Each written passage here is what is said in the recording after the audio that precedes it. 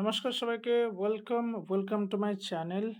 আজকের কেমিস্ট্রির অন্যতম একটা গুরুত্বপূর্ণ টপিক, এটা হচ্ছে মিশ্রণ বা সলিউশন, দ্রবণ। আগের দিন আমরা পড়েছিলাম যে মিক্সচার সম্পর্কে, রাইট? যে মিশ্রণ কাকে বলে। এবার এই যে মিশ্রণ সম্পর্কে আমরা যখন পড়েছিলাম তখন আমরা জেনেছিলাম যে মিশ্রণ হচ্ছে দুই প্রকার। একটা হচ্ছে হোমোজিনিয়াস আর একটা হচ্ছে হেটেরোজিনিয়াস। এটা হচ্ছে সমসত্ব মাধ্যম আর এটা হচ্ছে অসমসত্ব, রাইট? এবার এই যে হোমোজিনিয়াস মিক্সচার, যেখানে কি হয় যে মিক্সচারের প্রত্যেকটা পয়েন্টে কিন্তু কনসেন্ট্রেশনের মান একই থাকে। এবার এই যে সমসত্ব মিক্সচার, এটাকে আমরা বলছি দ্রবণ বা ট্রু সলিউশন। ট্রু সলিউশন বা দ্রবণ, যেখানে আমাদের মিশ্রণের প্রত্যেকটা যে কম্পোনেন্ট, তাদের মধ্যে যে কনসেন্ট্রেশনের যে পরিমাণটা, সেটা ওই মিশ্রণের সব জায়গাতে একই থাকবে। তাহলে এবার আজকের আমাদের টপিক হচ্ছে ওই সলিউশন বা হোমোজেনাস মিক্সচার। তাহলে দেখি প্রথমে ডেফিনেশন কি বলছে। যে a solution is a homogeneous mixture of two or more pure non reacting substances where composition can be varied within certain limits. যার কোনো নির্দিষ্ট সীমার মধ্যে পরিবর্তন করা যায়। তার মানে ধরো, কি বলবো, এখানে একটা আমার জল আর চিনির শরবত আছে। জল প্লাস চিনির একটা মিশ্রণ আছে। এবার আমি কি করতে পারি, পরবর্তীকালে কিছু যে চিনি যদি এড করি, তাহলে সেক্ষেত্রে কি হবে, তার যে কম্পোজিশন সেটা পরিবর্তন হয়ে যাবে। সেটারই কথা এখানে বলা হচ্ছে। তাহলে আরেকবার, যে দ্রবণ হচ্ছে ২ বা ততোধিক বিশুদ্ধ এবং পরস্পর বিক্রিয়াহীন। জল আর চিনি কি কোনোভাবেই পরস্পরের সাথে রাসায়নিক বিক্রিয়ায় অংশগ্রহণ করে? অংশগ্রহণ করে না। তাহলে তাদের মধ্যে কোনো রাসায়নিক বিক্রিয়া হওয়া চলবে না। এবং কি হবে, এরা দুটোই পিওর হতে হবে। এবং পরবর্তীকালে যখন আমরা মিশ্রণটা বানাবো, সেই মিশ্রণটা বানানোর পরে যদি আমরা পরবর্তীকালে আবার কোনো একটা জিনিস যোগ করি, হলে জল যোগ করি বা চিনি যোগ করি, তাহলে সেক্ষেত্রে কি হবে, এই যে সলিউশনটা আছে, সেই সলিউশনের কম্পোজিশনে চেঞ্জ হতে পারে। তাহলে এটাই হচ্ছে আমাদের সলিউশন। আর যদি একটা সলিউশনের মধ্যে কেবলমাত্র দুটো কম্পোনেন্ট থাকে, মানে শুধুমাত্র দুটো উপাদান নিয়ে গঠিত, তাহলে সেই সমস্ত দ্রবণকে আমরা বলছি বাইনারি সলিউশন। যেমন হচ্ছে জল চিনির সলিউশন বা নুন আর চিনির সলিউশন। এখানে যদি নুন এবং এই নুন আর চিনি বলছি, সরি, জল আর নুনের সলিউশন।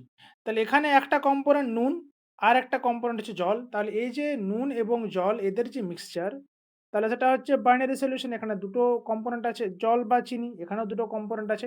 তাহলে দুটো কম্পোনেন্ট থাকলে আমরা তাকে বলছি যে বাইনারি সলিউশন। নেক্সট আমাদের কি আছে, যে কম্পোনেন্টস অফ সলিউশন। একটা সলিউশনের মধ্যে কি কি কম্পোনেন্ট থাকে, ঠিক? প্রথমে আসি, এটা হচ্ছে আমাদের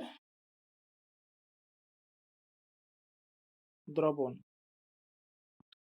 এবার এই দ্রবণের কম্পোনেন্ট কি কি? একটা হচ্ছে দ্রাবক, যেটাকে আমরা বলছি সলিউট। আর একটা বলছি দ্রাবক, যেটাকে আমরা বলছি সলভেন্ট। এবার এই সলিউট সলিউটের পরিমাণ থাকে কম, এবং এই সলভেন্ট এর পরিমাণ থাকে বেশি। এবং এই সলিউটটা কিন্তু অতি অল্প পরিমাণে এই দ্রাবকের সাথে মেশানো হয়। কিরকম, আমরা যদি একটা নুন জলের যদি দ্রবণ বানাতে চাই, তাহলে সেক্ষেত্রে আমরা সলিউট কোনটাকে বলবো? সলিউট বলবো নুনটাকে। আর জলটাকে কি বলবো? জলটাকে হচ্ছে সলভেন্ট। মানে যার মধ্যে মেশাবো সেটা হচ্ছে দ্রাবক, আর যাকে মেশাবো সেটা হচ্ছে দ্রাবক বা সলিউট। সলিউট হচ্ছে পরিমাণে কম থাকবে।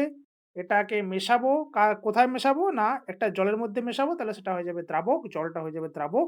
এবং যাকে মেশাচ্ছি সে হয়ে যাবে দ্রাবক। তাহলে এটা হচ্ছে দ্রবণের মেন কনসেপ্ট বা মেন দুটো কম্পোনেন্ট। একটাকে বলবো দ্রাবক আর একটাকে বলছি দ্রাবক। ঠিক? ওটাই বললাম, the substance that is dissolved যেটা যে পদার্থটাকে আমরা মেশাচ্ছি তাকে বলব solute. The substance that dissolve the solute, যে পদার্থের মধ্যে ওই কম পরিমাণে পদার্থটাকে আমরা মেশাচ্ছি তাকে বলব দ্রাবক। উদাহরণ: in salt solution salt is the solute and water is the solvent. একটা নুন জলের দ্রবণে সল্ট মানে নুনটা হচ্ছে আমাদের দ্রাবক, আর জলটা হচ্ছে আমাদের দ্রাবক।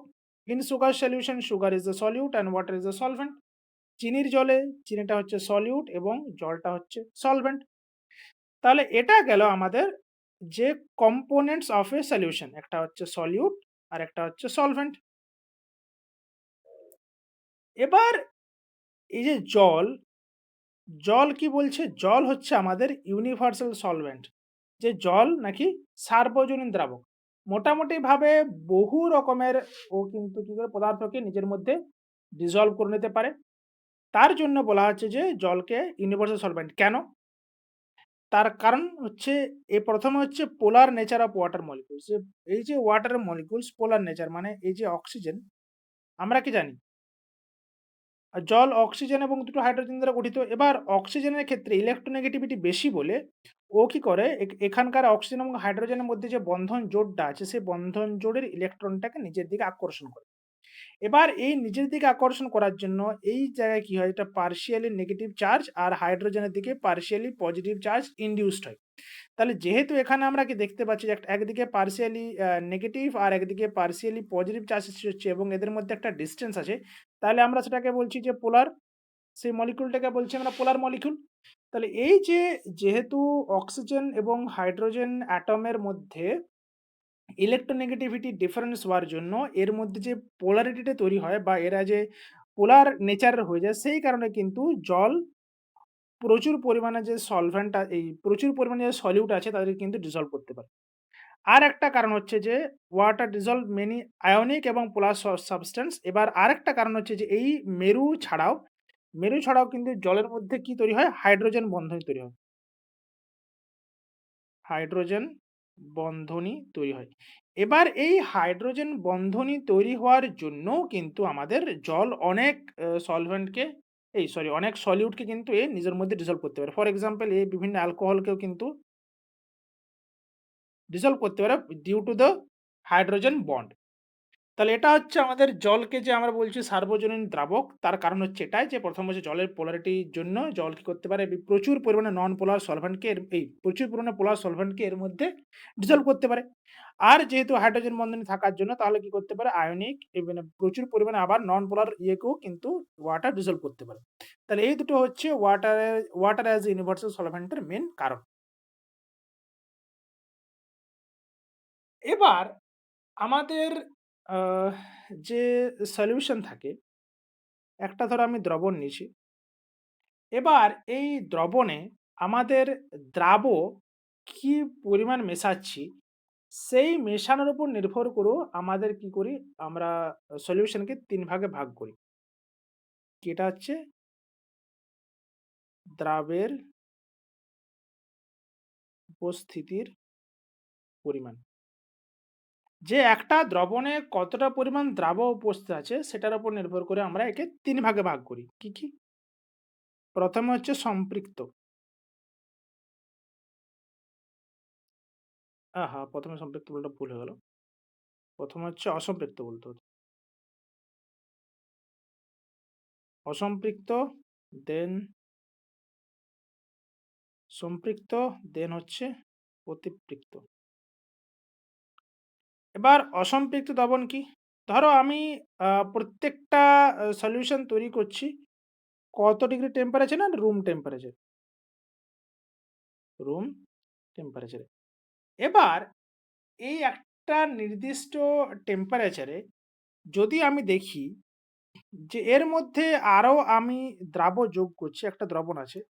অলরেডি একটা দ্রবণ আছে সেখানে আমি আরো দ্রাব্য যোগ করছি। তখনও দেখি যে না দ্রাব্যটা কিন্তু এর মধ্যে আবার ডিসলভ হয়ে যাচ্ছে। তখন কিন্তু আমরা সেই দ্রবণটাকে বলব অসম্পৃক্ত দ্রবণ। অসম্পৃক্ত দ্রবণ মানে তার খিদেটা তখনও আছে। সে আরো কিন্তু খেতে পারবে। ঠিক? যেমন ধরো আমরা সকালবেলায় হালকা কিছু ব্রেকফাস্ট করি। হালকা সামান্য কিছু ব্রেকফাস্ট করলাম। কিছুক্ষণ পরে আমার না খিদে পেয়ে গেল। তার মানে কি? আমরা যখন তখন খেয়েছিলাম তখন কিন্তু আমাদের পেট সম্পূর্ণরূপে ভরেনি। তাহলে যেহেতু আমাদের পেট সম্পূর্ণরূপে ভরেনি, তাই আমাদের আরো কিছু খাবার দরকার হয়েছে। তাহলে এটা হচ্ছে আমাদের অসম্পৃক্ত পেট। আর এখানে দ্রবণের ক্ষেত্রে বলতে গেলে যদি আমরা আরো দ্রাবক মেশাই, তাহলে যদি দেখতে পাই যে ওই আবার যে দ্রাবকটা মেশাচ্ছি সেই দ্রাবকটুকুও কিন্তু ওই দ্রবণের মধ্যে দ্রবীভূত হয়ে যাচ্ছে। তখন আমরা তাকে বলব অসম্পৃক্ত দ্রবণ। এবার আসি সম্পৃক্ত দ্রবণ। এই সম্পৃক্ত দ্রবণ এই জিনিসটা কি? না, একই ব্যাপার, একটা সলিউশন আছে।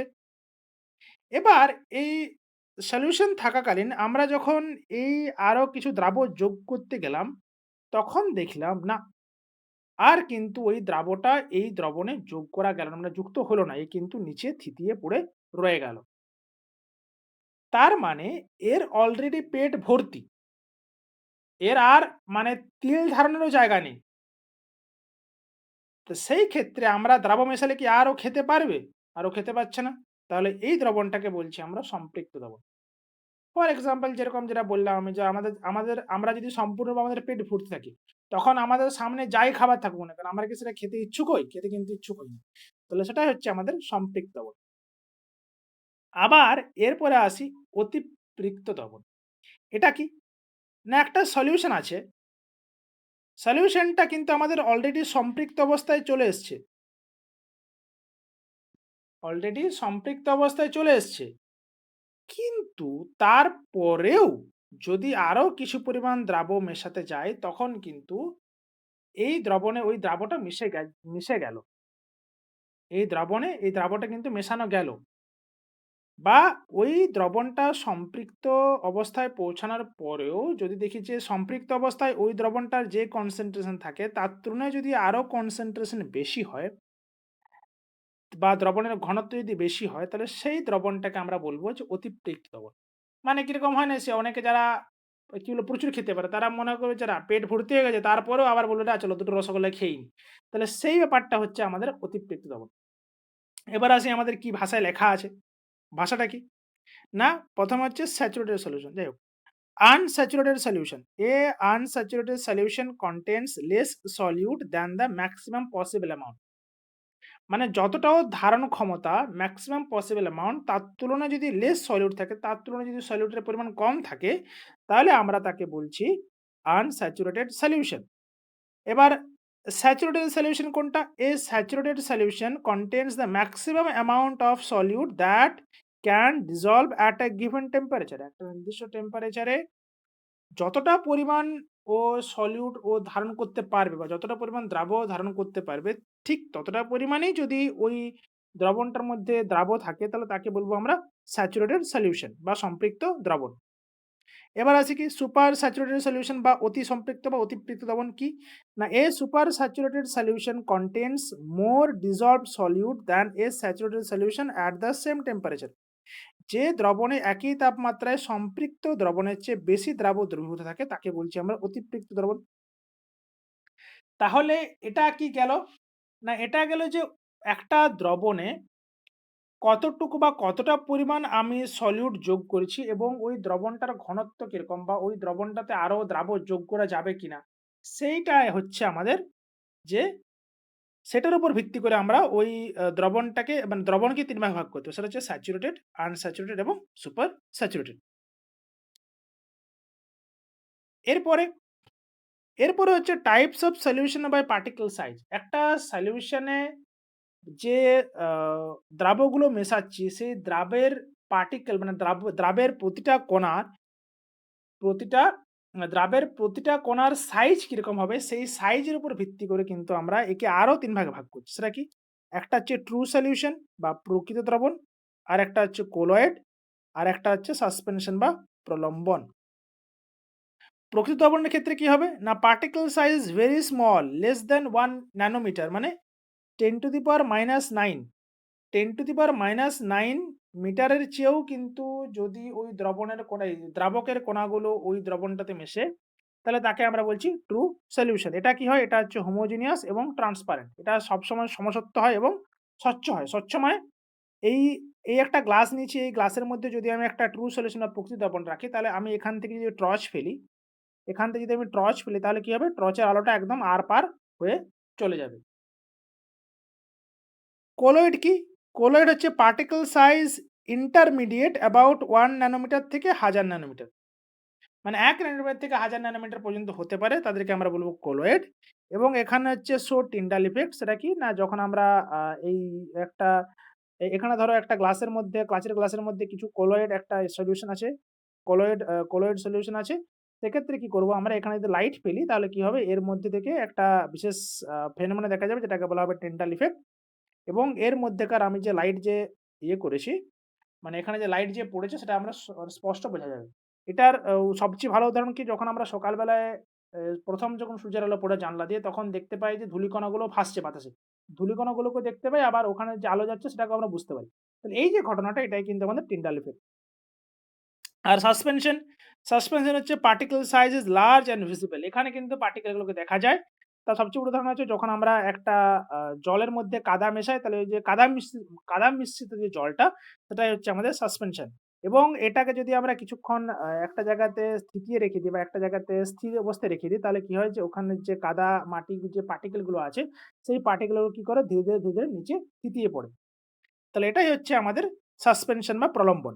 তাহলে একটা দ্রবণে বা একটা মিশ্রণে কণাগুলোর আকার বা দ্রাবের আকারের উপর নির্ভর করে আমরা কি করতে পারলাম? যে সলিউশনকে আবার ৩ টা ভাগে ভাগ করলাম। সেটা কি? সেটা হচ্ছে ট্রু সলিউশন, কলয়েড এবং সাসপেনশন। এবার একটা জিনিস হয় যে, আমাদের ধরো একটা দ্রবণ আছে। সেই দ্রবণে আমি কি করলাম? যে দ্রাবের পরিমাণটা খুব বেশি মেশালাম, বা দ্রাবের পরিমাণটা অতীব অল্প বা খুব কম পরিমাণে মেশালাম। তাহলে যেখানে এই যে দ্রাবের পরিমাণটা খুব কম অবস্থায় থাকবে, তাকে আমরা কি বলছি? ডাইলিউট সলিউশন বা লঘু দ্রবণ। লঘু দ্রবণ। আর যেখানে দ্রাবের পরিমাণটা অতিরিক্ত বেশি থাকবে, তাদেরকে আমরা কি বলছি? তাদেরকে আমরা বলছি গাঢ় দ্রবণ। গাঢ় দ্রবণ। তাহলে এটা গেল লঘু এবং গাঢ় দ্রবণ। এটা কিরকমভাবে আসছে? না, আমাদের ওখানে পরিমাণটা কত আছে? ওই দ্রবণে আ দ্রাবের পরিমাণটা কত আছে? এই যে dilute solution contains a small amount of solute in a large amount of solvent. সলভেন্টের পরিমাণ প্রচুর বেশি, কিন্তু দ্রাবের পরিমাণ অতীব সামান্য। তাদেরকে আমরা বলছি লঘু বা dilute solution. আর concentrated solution এটা কি? না, এখানে কি হয়? যে relatively large amount of solute in the solvent. এখানে কি হয়? যে দ্রাবের পরিমাণটা কিন্তু অনেকটাই বেশি থাকে। ঠিক? তাহলে এটা গেল আমাদের ডাইলিউট এবং কনসেনট্রেটেড সলিউশন, লঘু এবং গাঢ় দ্রবণ। এবার আসি যে সলিউবিলিটি বা দ্রাব্যতা। যেমন আমরা কিছু লোককে বলি যে তারা খুব খেতে ভালোবাসে, খুব খেতে পারে, তাই না? তাহলে তার হচ্ছে খাবার খাওয়ার ক্ষমতা। খাবার খাওয়ার ক্ষমতা যেরকম মানুষ ভেদে বিভিন্ন হয়, সেইরকমভাবে যে অনুযায়ী, মানে বিভিন্ন কারণের জন্য, এই কারণগুলো পরে আসছি, একটু পরেই আসছি। বিভিন্ন কারণের জন্য কি হয়? একটা যখন আমরা দ্রবণ নেব বা দ্রবণ তৈরি করার চেষ্টা করব, তার দ্রাবক এবং যে কতটা পরিমাণ দ্রাবক মেশাতে পারবো, সেটাই কিন্তু হচ্ছে ওই দ্রবণের সলিউবিলিটি বা দ্রাব্যতা। ফর এক্সাম্পল, ১ম এ ডেফিনিশন আছে। ডেফিনিশন কি বলছে? Solubility is the maximum amount of solute in grams that can dissolve in 100 gram of solvent to form a saturated solution at a given temperature. তাহলে ১ম কি করতে হবে? ১ম এ আমাকে একটা যে টেম্পারেচারটা নিচ্ছি, সেই টেম্পারেচারটাকে ফিক্সড করে দিতে হবে। আমি ১ম এ কি করলাম? ১ম এ আমি টেম্পারেচারটাকে ফিক্সড করে দিলাম। এবার এই ফিক্সড টেম্পারেচার করলাম, আরেকটা জিনিস ফিক্সড করলাম, যে আমি যাই নিই না কেন, আমি সলভেন্ট যাই নিই না কেন, আমি সেটা কিন্তু ১০০ গ্রাম দ্রাবক নেব।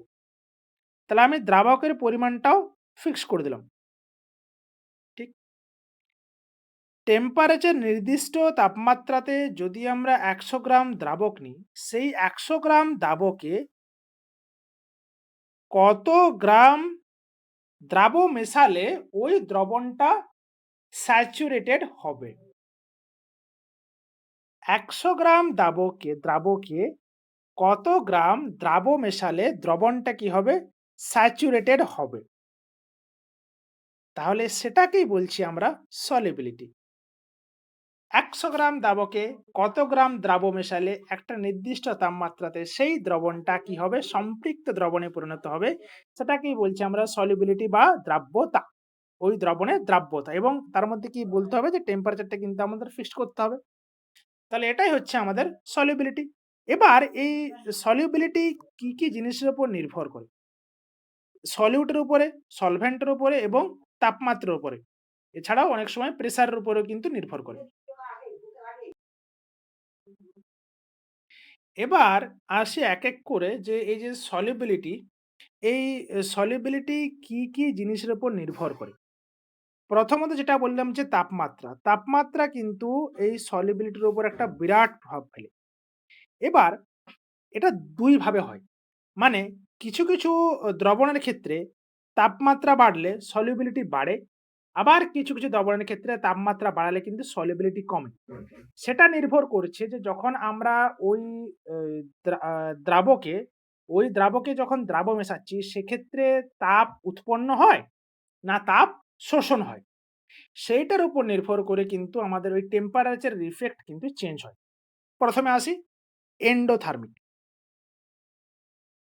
এন্ডোথার্মিক তার মানে তাপগ্রাহী।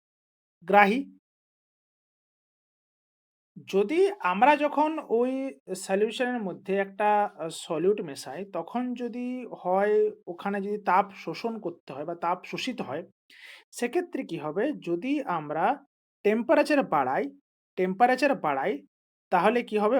সেই ক্ষেত্রে আমাদের সলিউবিলিটি ইনক্রিজ হবে। ১ সেকেন্ড। তার একটি লিখে নিই।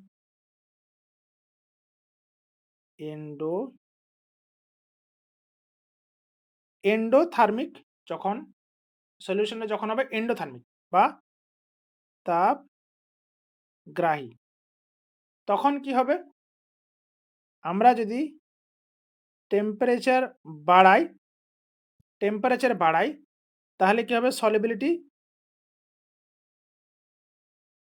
সলিবিলিটিও বাড়বে। আর যখন এক্সোথার্মিক হবে রিঅ্যাকশনটা, যখন হবে তাপমোচী, তখন কি হবে? Solubility decreases with increase in temperature. Exothermic হলে কি হবে? সলিবিলিটি ডিক্রিজ হবে উইথ ইনক্রিজ ইন টেম্পারেচার।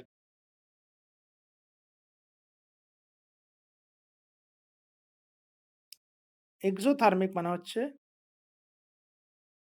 তাপমোচী। এক্ষেত্রে যদি আমরা টেম্পারেচার বাড়াই, তাহলে কি হবে?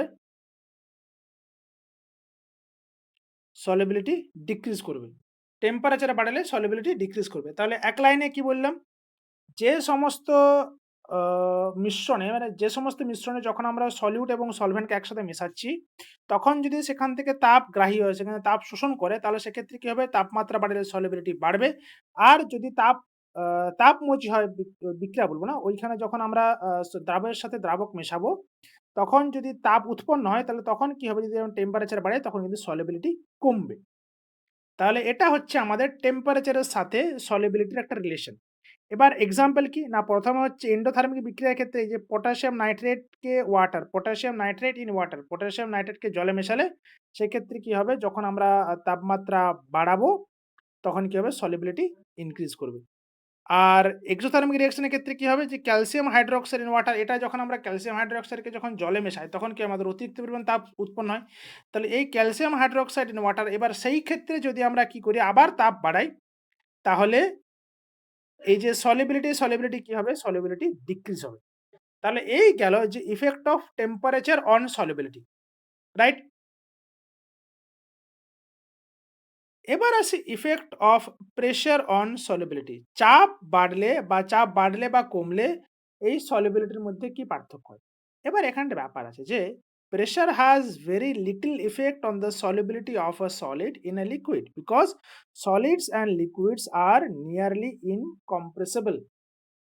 যেহেতু সলিড এবং লিকুইড মানে কঠিন এবং তরল উভয় বস্তুই কিন্তু প্রায় অসংনম্য, যে যতই চাপ প্রয়োগ করে এদের কিন্তু আয়তনের কোনো পরিবর্তন হয় না।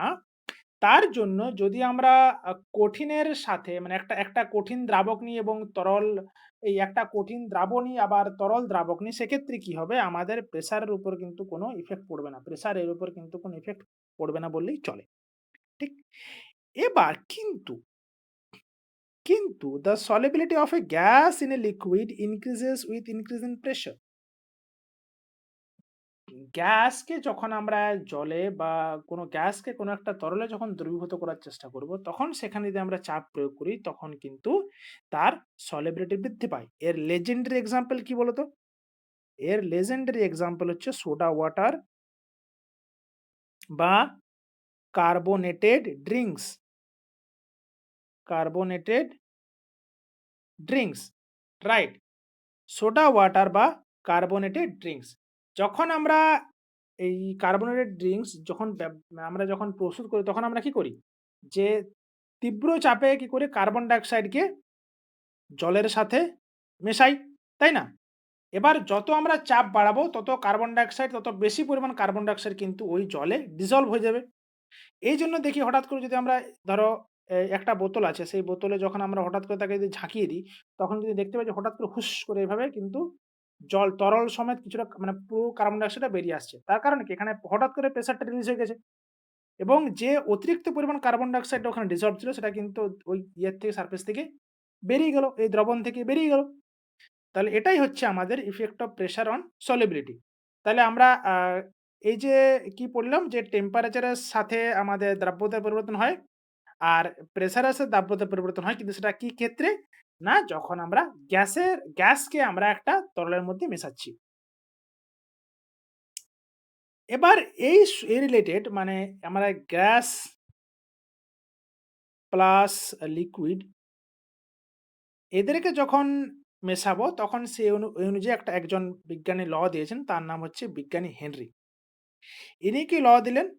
না ইনি দিলেন যে at constant temperature the mass of a gas dissolved in given volume of liquid is directly proportional to the pressure of the gas above the liquid. যে at constant temperature the mass of a gas dissolved in a given volume of liquid. যাই হোক, এটা given এর volume of a liquid এর ছেড়ে দাও। এটা এখন এই মুহূর্তে দরকার নেই। যে আমাদের যদি আমরা কনসেনট্রেশন মানে যেকোনো গ্যাস যে পরিমাণ গ্যাস ডিসলভ হবে তার কনসেনট্রেশন কি হবে? Directly proportional two pressure. এটা কনসেনট্রেশন অফ গ্যাস লেখা ভালো। Directly proportional to the pressure. তাহলে এটাই হচ্ছে আমাদের হেনরির এবং এটাকে যখন আমি প্রপোর্শনালিটিকে বাদ দেব তখন আমাদের একটা ইয়ে নিয়ে আসতে হবে, ধ্রুবক নিয়ে আসতে হবে যেটাকে আমরা KH বলছি, যেটা হচ্ছে আমাদের হেনরিজ কনস্ট্যান্ট। তাহলে হেনরির লটা আরেকবার যে একটা একটা নির্দিষ্ট পরিমাণ তরলে যদি আমরা কোনো গ্যাসকে দ্রবীভূত করতে চাই, এবার ওখানে যদি ধীরে, ধীরে চাপ বৃদ্ধি করি বা হ্রাস করি তাহলে সেই চাপ বৃদ্ধি বা হ্রাস অনুযায়ী সেটা কিন্তু একদম আমাদের প্রপোর্শনালে ওই গ্যাসটা ওই তরলে যে দ্রবীভূত হবে সেটার পরিমাণটা আস্তে, আস্তে বাড়তে থাকে বা কমতে থাকে। চাপ বাড়ালে গ্যাস বেশি পরিমাণ দ্রবীভূত হবে, চাপ কমালে গ্যাস কম পরিমাণ দ্রবীভূত হবে। তাহলে এটাই হচ্ছে আমাদের হেনরিস ল। এবার আসি অন্যতম একটা গুরুত্বপূর্ণ বিষয় আমাদের এই সলিউশনের ক্ষেত্রে, সেটা হচ্ছে যে কলিগেটিভ প্রপার্টিজ, যে এই দ্রবণের সংখ্যাগত ধর্ম। এই সংখ্যাগত ধর্ম বলতে জিনিসটা কি বোঝায়? না যখন আমরা দ্রবণ নিচ্ছি, সেই দ্রবণের মধ্যে এমন বেশ কিছু প্রপার্টি থাকে, সেটা কি হয় শুধুমাত্র যে পরিমাণ দ্রাবণ নিয়েছি, কত সংখ্যক ওখানে যুক্ত হয়েছে তার উপর নির্ভর করে। যে সংখ্যার উপরে, দ্রাবের সংখ্যার উপরে। যত বেশি পরিমাণ দ্রাবণ নেব সেইখানে ওই প্রপার্টি গুলো কিন্তু চেঞ্জ হতে থাকবে। তাহলে এটাই হচ্ছে আমাদের কলিগেটিভ প্রপার্টি। তাহলে কলিগেটিভ প্রপার্টি জিনিসটা কি? Colligative properties are those properties of dilute ideal solution. এটা নিতে হবে, ডাইলিউট নিতে হবে। আইডিয়াল সলিউশন নিতে হবে বা ট্রু সলিউশন নিতে হবে, that depend only on the number of solute particle present. Only on the number of solid particle present. যে দ্রবণের সংখ্যাগত ধর্ম হলো যা দ্রাবক কণার সংখ্যার উপর নির্ভর করে। নট অন দেয়ার নেচার, যে দ্রাবক কি দ্রাবক নিয়েছি তার উপর কিন্তু নির্ভর করছে না। দ্রাবকটা যে কত পরিমাণ দ্রাবক নিয়েছি তার উপর নির্ভর করছে। তাহলে সেটাই হচ্ছে আমাদের কোয়ালিটেটিভ প্রপার্টিজ। এবারে কোয়ালিটেটিভ প্রপার্টিজ ৪ টা প্রধান কোয়ালিটেটিভ প্রপার্টিজ কি, কি? Relative lowering of vapour pressure, বাষ্পচাপের আপেক্ষিক হ্রাস বা অবনমন। অসমোটিক প্রেসার, অভিস্রবণ চাপ। এলিভেশন অফ বয়লিং পয়েন্ট, স্ফুটনাঙ্কের বৃদ্ধি। এবং ডিপ্রেশন অফ ফ্রিজিং পয়েন্ট বা হিমাঙ্কের হ্রাস। এই যে ৪ টা property, relative lowering of vapour pressure, osmotic pressure, elevation of boiling point, depression of freezing point, এরাই হচ্ছে আমাদের যে কোয়ালিটেটিভ প্রপার্টিজ। তাহলে চলো আমরা এক এক করে এই কোয়ালিটেটিভ প্রপার্টিজ সম্পর্কে গুরুত্বপূর্ণ তথ্যগুলো জেনে নিই। প্রথম হচ্ছে কি, ফার্স্ট প্রপার্টি, যে relative lowering of vapour pressure, বাষ্পচাপের আপেক্ষিক হ্রাস বা বাষ্পচাপ আপেক্ষিক অবনমনও বলে থাকেন। অবনমন, এখানে কি হয় যে when a non volatile solute, non volatile মানে হচ্ছে যার যে বাষ্পীভূত হবে না, ঠিক আছে। অস- এই অস্থির কেন বলছি না, এই যে বাংলা, এটা হচ্ছে যার যেটা বাষ্পীভূত হয় না, বাষ্পীভূত হয় না। তাহলে বাষ্পীভূত হয় না এমন দ্রাবক, যদি আমরা কোনো একটা দ্রাবকে দ্রবীভূত করি তাহলে সেক্ষেত্রে কি হয়, যে দ্রবণের যে বাষ্পচাপ সেটা কিন্তু কমে যায়। বাষ্পচাপ সম্পর্কে আমরা যখন ওই জলের প্রপার্টি পড়েছিলাম তখনই পড়েছি। এবার এখানে জিনিসটা কি হয় ছোট্ট করে বলি। এখানে ধরো একটা আমার কন্টেনার আছে, এই কন্টেনারটা উপরে ঢাকা দেওয়া আছে, ঠিক আছে। এবার এখানে যখন একটা প্রকৃত সলিউশন ছিল, শুধুমাত্র যেখানে সলভেন্ট ছিল, সেক্ষেত্রে কি হচ্ছিল যে এইখান থেকে বাষ্প, এই দ্রবণটা, এই সলভেন্টটা বা এই দ্রাবকটা কি হচ্ছিল, এখান থেকে বাষ্প তৈরি করতে, এবং এই বাষ্পগুলো কি করতো, আবার এই তরলটাতে চাপ দিত। কারণ বাষ্প তৈরি হলে সেখানে গ্যাস থাকবে, গ্যাস এলে একটা চাপ তৈরি করবে, সেই পরিমাণ চাপ তৈরি করতো। এবার আমি যখনই যখনই এখানে কি করেছি, আমার তো ওই সলভেন্টটা আছেই, তার পাশাপাশি আমি কি করেছি, আরো বেশ কিছু সলিউট যোগ করেছি। এবার যখনই আমি এখানে সলিউট এবং সলভেন্ট দুটোই একসাথে থাকবে, সলভেন্ট প্লাস সলিউট, তখন কি করবে, কিছু পরিমাণ সলিউট কি করবে, এই যে উপরের সারফেসে অবস্থান করবে।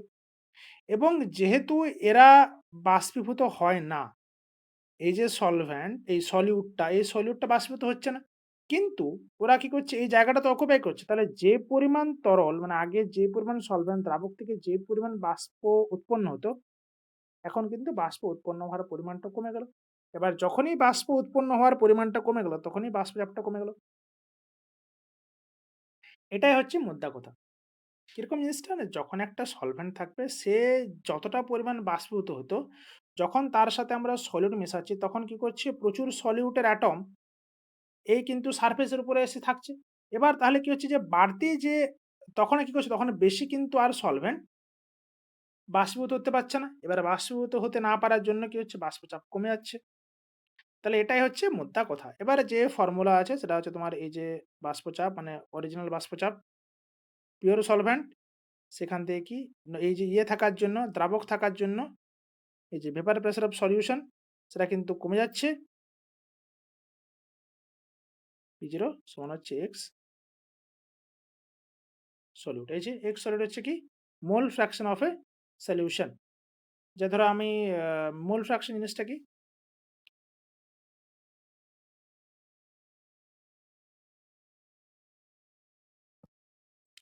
মোল ফ্র্যাকশন জিনিসটা কি, ধরো আমি এক সলিউট নিয়েছি N1 পরিমাণ, সলভেন্ট নিয়েছি N2 পরিমাণ, তাহলে মোল ফ্র্যাকশন কি হবে, মোল ফ্র্যাকশন অফ সলিউট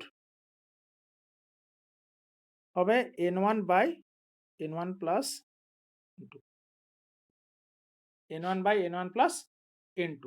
যখন এই মিশ্রণের যখন অঙ্ক করি তখন এরকম করি না, যে ধরি জল লবণ সমান 3:2 থাকলে তাহলে জলের ভগ্নাংশ কত না 3/5, আর লবণের ভগ্নাংশ কত 2/5, সেম জিনিস এখানে, এটাও হচ্ছে একই জিনিস, যে মোল ফ্র্যাকশন।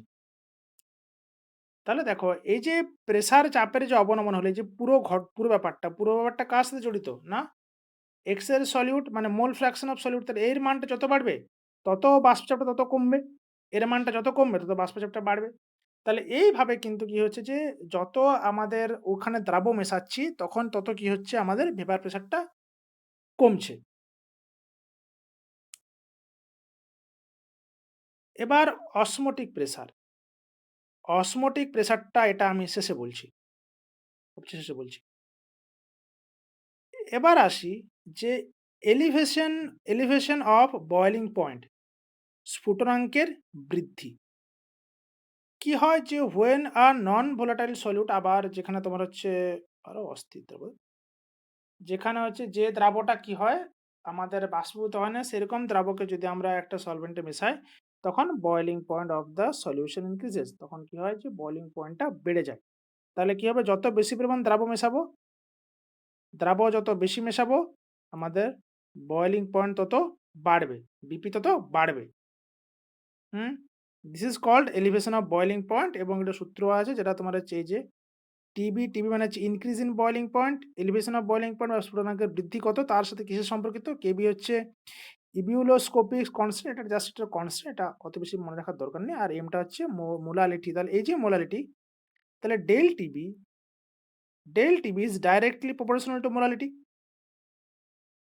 এবার এই মোলালিটি কি, মোলালিটি হচ্ছে যত পরিমাণ আমার ওই দ্রবণে দ্রবীভূত আছে সেই নিয়ে মোলালিটি হবে।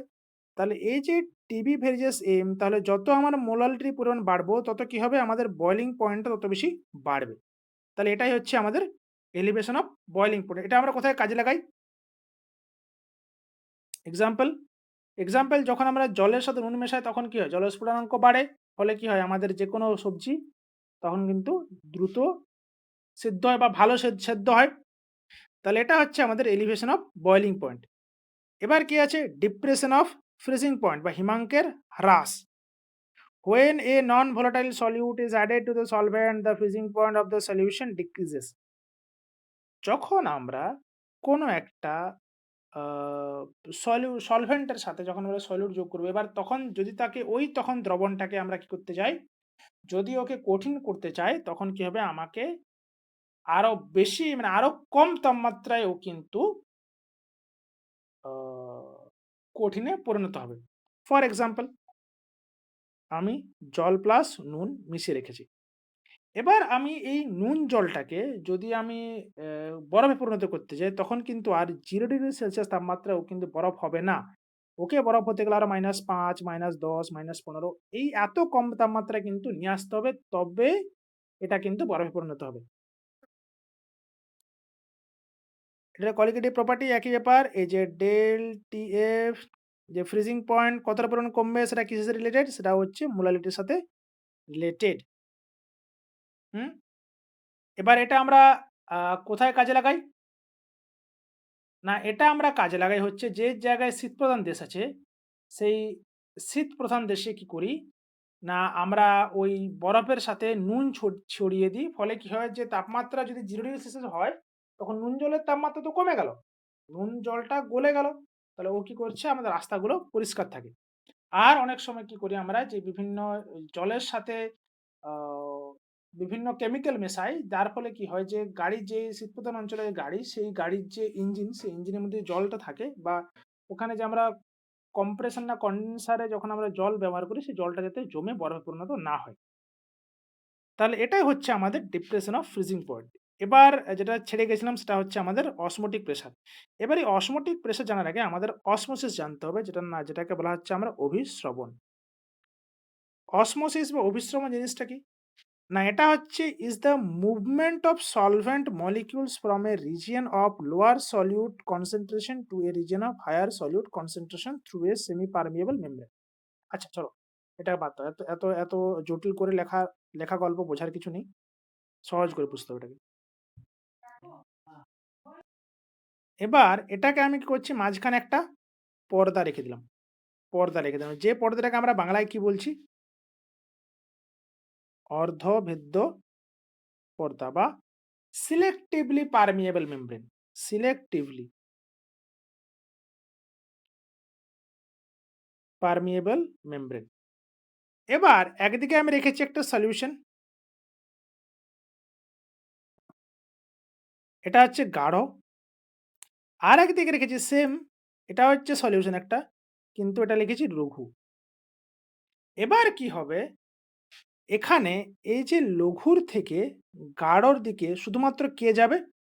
না শুধুমাত্র যাবে সলভেন্ট যাবে। কারণ আমি নিয়েছি কি অর্ধবেদ্য পর্দা বা সিলেক্টিভলি পারমিয়েবল মেমব্রেন নিয়েছি। তাহলে এ কেবলমাত্র যে সলভেন্টকে যাওয়ার অনুমতি দেবে, সলিউটকে না। তাহলে এখানে কি বলছে যে দুটো যদি সলিউশন নিই, দুটো সলিউশনের মাঝখানে যদি আমরা একটা অর্ধবেদ্য পর্দা দিয়ে ওই সলিউশন দুটোকে পৃথক করে রাখি, তখন কি হয় না, যেটা লঘু সলিউশন, সেই লঘু সলিউশন থেকে সলভেন্টটা কি হবে, আমাদের যে গাঢ় সলিউশন আছে সেই গাঢ় সলিউশনের দিকে কিন্তু মুভ করবে বা চলতে শুরু করবে। এটাই হচ্ছে আমাদের অসমোসিস। অসমোসিস। এক্সাম্পল, যদি আমরা কিসমিস কিসমিস মধ্যে যদি জল মেশাই, তাহলে কি হবে? সেই কিসমিসটা ফুলে যায়। কিসমিসের মধ্যে এটা কি? এটা গাঢ়, তাই না? এটা গাঢ়। এবার এই গাঢ় থেকে কি, এই জল থেকে কি হবে? এই গাঢ়র দিকে জলটা চলে যাবে। আর কিশমিশের যে বাইরের যে কি বলে ওটাকে? আ বাইরের যে না খোসা। বাইরের খোসা থেকে কি হয়? ওটা সেমি পারমিয়েবল মেমব্রেন এর মতো কাজ করে। তাহলে ও কি করবে? জলটাকে এখানে প্রবেশ করায় কিশমিশের মধ্যে এবং কিশমিশটা ফুলে যায়। তাহলে এটা হচ্ছে আমাদের যে অসমোসিস। আর কি লেখা আছে? এই যে only solvent can pass through the membrane বলে দিলাম এটা। It is the basic cause of osmotic pressure এবং রেইজিন ইন ওয়াটার এবং রুট অ্যাবজর্পশন ইন প্ল্যান্ট। উদ্ভিদের মূল দ্বারা যে জল শোষণ সেটাও কিন্তু কিসের মাধ্যমে হয়? সেটাও কিন্তু অসমোসিসের মাধ্যমেই হয়। এবার এই যে অসমোসিসটা আছে, এবার আমি কি করছি, একে চাইছি যে এইভাবে একটা ধরো অসমোসিস আছে, আমি অসমোসিস করব। এটা হচ্ছে অর্ধবেদ্য পর্দা। এদিকে একটা সলিউশন নিয়েছি, এদিকে একটা সলিউশন নিয়েছি। এটা হচ্ছে আমাদের গাঢ় সলিউশন, এটা হচ্ছে লঘু সলিউশন। এবার এখান থেকে তো হওয়ার কথা, এখান থেকে আমাদের সলভেন্টটা যাওয়ার কথা, কিন্তু এখানে আমি কি করছি, বাইরের থেকে একটা প্রেশার ক্রিয়েট করলাম। এই প্রেশার এমন একটা প্রেশার দেব, যেই প্রেশারে কিন্তু আর এই মুভমেন্টটা হচ্ছে না। তার মানে আমি অসমোসিসটাকে আটকে দিলাম। তাহলে এই অসমোসিসটাকে আটকে দিতে যেটুকু প্রেশার দরকার হয় সেটাই হচ্ছে আমাদের অসমোটিক প্রেশার। আরেকবার, যে এই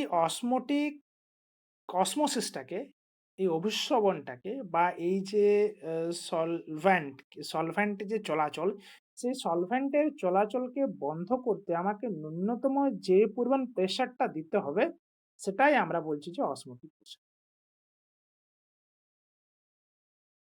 অসমোটিক প্রেশার। এবার আসি আমাদের ওই কোয়ালিটেটিভ প্রপার্টি, যেটা হচ্ছে অসমোটিক প্রেশার। কি বলছিল? আচ্ছা এখানে। Osmotic pressure is the movement of solvent molecules osmosis জানি বলে দিলাম যে osmotic pressure is the pressure required to stop osmosis. আমরা ওই অসমোসিসটাকে বন্ধ করব, তার জন্য যে প্রেশারটা বাইরে থেকে দিতে হবে সেটা হচ্ছে আমাদের অসমোটিক প্রেশার। এবং এটাও সেই কোয়ালিটেটিভ প্রপার্টি, যাকে আমরা অসমোটিক প্রেশারে কি দ্বারা ডিনোট করি? না আমরা পাই দিয়ে ডিনোট করি, যেটা ফর্মুলা হচ্ছে পাই সমান CRT। তাহলে এটা গেল আমাদের দ্রবণের কোয়ালিটেটিভ প্রপার্টি।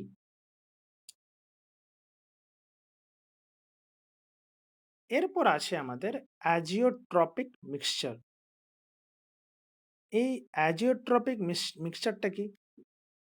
না, আমরা এমন দুটো পদার্থকে একসাথে এনে পরে মিশিয়েছি, বিশুদ্ধ তরল। যে একটা তরল আছে, এখানে ধরো আমাদের জল আছে। ধরে নিলাম জল আছে। এবার এর সাথে আমি এমন একটা কিছু মেশালাম, সলিউট মেশালাম, যার ফলে কি হলো, এই যে যখন এই যে দ্রবণটা তৈরি হলো, এই দ্রবণটাকে যখন আমরা তাপ প্রয়োগ করব বা তাপ দেব, তখন কিন্তু এই সলিউট প্লাস জল দুটো কিন্তু একই তাপমাত্রায় ফুটতে শুরু করবে। মানে আগে যদি আমি শুধু এই সলিউডটাকে নিতাম, আর শুধু আমি জলটাকে নিতাম, তাহলে যে তাপমাত্রায় ফুটতো, ধরো জলের স্ফুটনাঙ্ক হচ্ছে ১০০°C। আর এই যে সলিউডটা ধরো এর স্ফুটনাঙ্ক হচ্ছে 76°C। এবার এই দুটোকে যখন আমি একসাথে মেশাচ্ছি, তখন ধরো এটা ফুটতে শুরু করলো 92°C। ধরে নিচ্ছি কথার কথা। এই যে দেখো এখন কি হচ্ছে যে না এ 76°C এ ফুটছে, না এ ১০০°C এ ফুটছে। এর মাঝামাঝি কোনো একটা, এর চেয়ে অনেক সময় কমও হতে পারে, বেশিও হতে পারে। এই যে টেম্পারেচার এখন 92°C তাপমাত্রাতে কিন্তু ফুটতে শুরু করেছে। তাহলে এই যে ঘটনাটা, এই ঘটনাটা হচ্ছে অ্যাজিওট্রপিক মিশ্রণ। হুম? এই ঘটনাটাকে বলছি আমরা অ্যাজিওট্রপিক মিশ্রণ।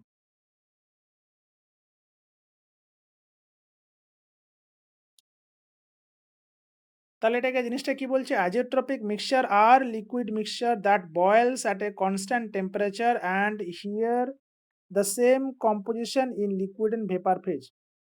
Have same composition in liquid and vapor phase, এবং মানে ধরো যখন আমি এটাকে বয়েল করছি তখন ওয়াটারে যেরকমভাবে কনসেনট্রেশন, যে মানে ওয়াটারেও যেরকম প্রত্যেক জায়গাতে আমি ওই দুটো জিনিসকে পাচ্ছি, মানে সলিডকে সলভেন্ট একসাথে পাচ্ছি, সেরকমভাবে আমি যদি বাষ্পটাকেও খেয়াল করি, তখন কিন্তু ওর মধ্যেও কিন্তু আমি এই সলিউটকেও পাবো, আবার সলভ্যান্টকেও পাবো।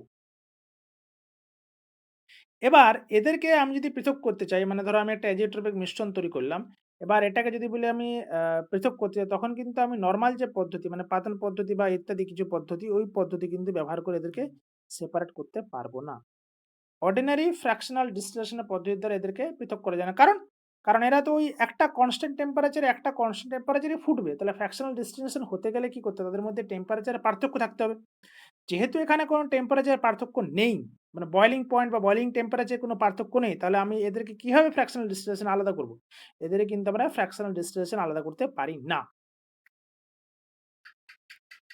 they cannot be separated by ordinary fractional distillation.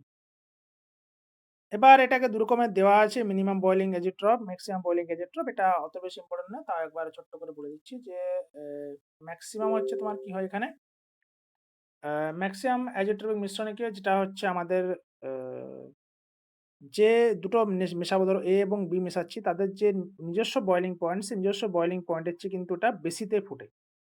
আর এটার ক্ষেত্রে কি হয়, A প্লাস B, এটা যে এদের যে নিজস্ব বয়লিং পয়েন্ট, তার তুলনায় A কমে ফোটে। যেমন হচ্ছে ইথানল ওয়াটার মিক্সচার। এক্ষেত্রে কি হয়? এক্ষেত্রে হচ্ছে তোমার আ ইথানল এবং ওয়াটার মিক্সচার, এটাকে যখন আমি ফোটাতে যাই, এটা মোটামুটি আমাদের 78°C এর কাছাকাছিতে ফোটে।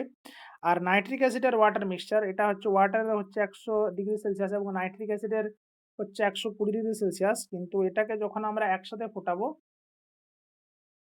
আ সরি, নাইট্রিক অ্যাসিডের হচ্ছে 86°C। সরি। আ নাইট্রিক অ্যাসিড হচ্ছে 86°C। তাহলে এটাকে যখন আমি ফোটাবো, তখন এই মিশ্রণের স্ফুটনাঙ্ক হয়ে যাবে 120°C। তাহলে এইটা হচ্ছে আমাদের অ্যাজিওট্রপিক মিশ্রণ। তাহলে এটা গেল আমাদের আজকের সম্পূর্ণ টপিক। তাহলে একবার এটাকে ছোট্ট করে রিক্যাপ করে নিই। প্রথমে আমরা কি পড়লাম যে হোয়াট ইজ সলিউশন? কি solution is a homogeneous mixture of 2 or 3 different types of a matter, যারা হচ্ছে কি সাবস্টেন্সেস, যারা কি হয়, যাদের ক্ষেত্রে কনসেন্ট্রেশন সবসময় একই থাকে, তাদেরকে আমরা বলছি সলিউশন। এবার সেই সলিউশন ২ রকমের, মানে মানে মিশ্রণ থেকে আমরা জানলাম এই মিশ্রণ যে হোমোজেনিয়াস যে মিশ্রণটা, তাদেরকে আমরা বলছি সলিউশন। দেন আমরা পড়লাম যে সলিউশনের মধ্যে কি কম্পোনেন্ট থাকে, সেটা হচ্ছে একটা হচ্ছে সলিউট অ্যান্ড সলভেন্ট। যেটার পরিমাণটা বেশি সেটা হচ্ছে সলভেন্ট, যেটার পরিমাণটা কম সেটা হচ্ছে সলিউট। তারপরে water is universal solvent due to the polarity and hydrogen bond in the water molecules. তাহলে ওরা কিন্তু কি হয়, ইউনিভার্সাল সলভেন্ট, যে অনেক বহু সংখ্যক বস্তুকে ওরা করতেও ডিজলভ করতে পারে। তারপরে পড়লাম types of solution based on amount of solute, কতটা পরিমাণ সলিউট একটা ইয়েতে আছে, একটা সলিউশন আছে, সেই অনুপাতে ভিত্তি করে আমরা স্যাচুরেটেড, আনস্যাচুরেটেড এবং সুপার স্যাচুরেটেড এই সলিউশনকে ৩ ভাগে ভাগ করলাম। আর পার্টিকেল সাইজের উপর ভিত্তি করে আমরা আরো ৩ ভাগে ভাগ করলাম, সেটা হচ্ছে ট্রু সলিউশন, প্রকৃত সলিউশন, কলয়েড এবং সাসপেনশন। তারপরে আমরা ডাইলুট এবং কনসেনট্রেটেড দ্রবণ সম্পর্কে জানলাম। তারপরে জানলাম solubility এবং the factors like how temperature affects solubility and how pressure affects solubility এবং হেনরিজ ল পড়লাম। তারপরে পড়লাম colligative property কি, কি colligative property? Relative lowering of vapor pressure, osmotic pressure, elevation of boiling point and depression of freezing point. Then we learned about the relative lowering of vapor pressure. তারপরে পড়লাম আমরা osmotic pressure পড়লাম, elevation of boiling point পড়লাম, depression of freezing point পড়লাম, osmosis সম্পর্কে জানলাম এবং শেষে জানলাম azeotropic মিশ্রণ। তাহলে আজকের টপিকটা এই পর্যন্তই। যদি ভালো লেগে থাকে, যদি তোমাদের মনে হয় যে তোমাদের এটা খুব কি বলবো এটাকে, উপকার হচ্ছে, তাহলে তোমরা অবশ্যই চ্যানেলের সাথে জুড়ে থেকো এবং লাইক, শেয়ার আর সাবস্ক্রাইব করতে ভুলো না। আর যারা এটার পিডিএফ পেতে চাও তারা আমার টেলিগ্রাম চ্যানেলে অবশ্যই যুক্ত হয়ে যাও। লিংক ডেসক্রিপশনে দেওয়া থাকবে। চলো তাহলে দেখা হচ্ছে নেক্সট ক্লাসে। সবাই ভালো থেকো, সুস্থ থেকো। টাটা।